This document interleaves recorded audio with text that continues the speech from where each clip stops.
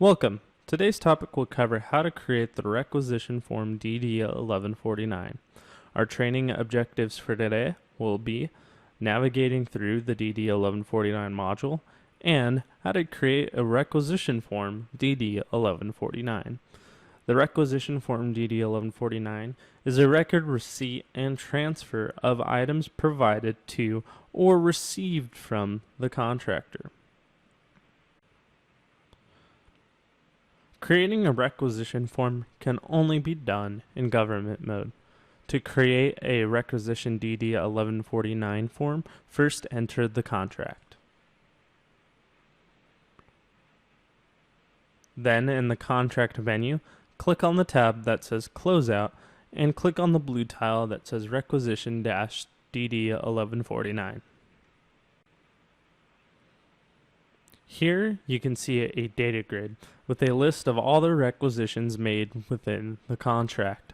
On this view, you can add, edit, and delete requisitions within this particular contract.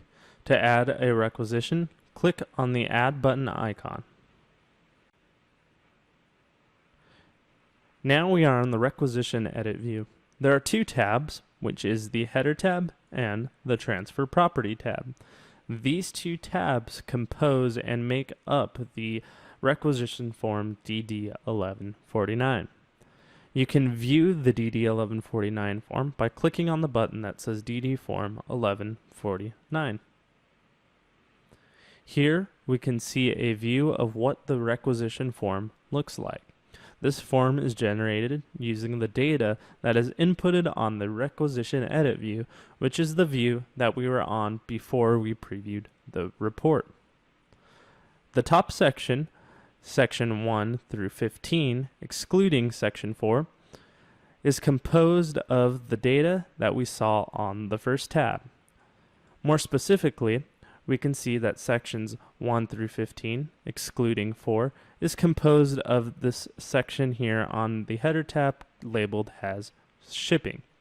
Section 4 is composed of the appropriations data down here. We can go back to the form to see section 4.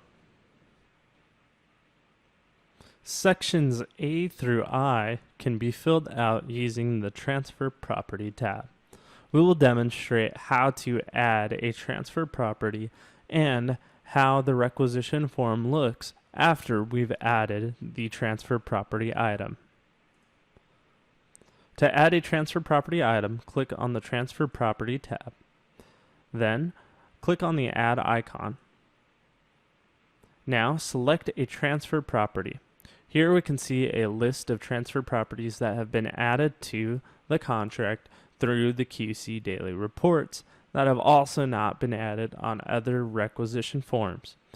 To add a transfer property, select the transfer property and click OK. You can edit a transfer property by double-clicking the transfer property. Here you can set the supply action, the container type, the container number, and the quantity requested. You can hit the back arrow to commit your changes for the transfer property. Now we can view the transfer property on the requisition form by clicking the DD Form 1149 button. And now we can see that sections A through I have been filled out using that transfer property item. You can add one or multiple transfer property items for your requisition form. Now, in summary, we've gone over how to navigate through the DD1149 module and how to create a requisition form DD1149.